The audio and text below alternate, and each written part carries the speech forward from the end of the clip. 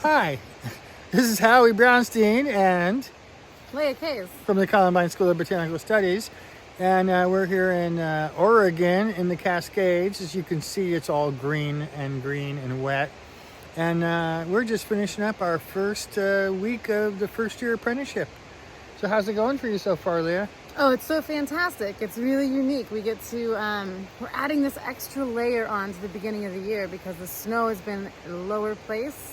So we're getting to watch the snow melt and the very first flowers come up. It's fewer flowers than we usually have in the very beginning of class, but it's ones that we don't normally get to see, or we see them at the very end before everything else starts to pop up. So it's really exciting to watch the snow melt and the very first buds jump out.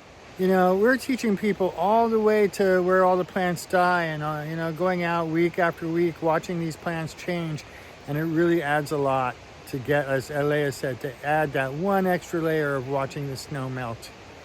But it's been really cool for Leah and I, and having the second year class last year. Like, we normally key out Scoliopas hallei, the fetid adder's tongue, local Oregon endemic, only grows in Oregon. But it's usually done blooming by the time we get there last week. And we searched just to find a few that are almost done blooming. But this time we got to see it in full bloom. I've never seen the flowers look so beautiful and colorful. So much color, so many things that we hadn't seen before, just because things are out a little bit earlier at the same time. So it was a really special experience.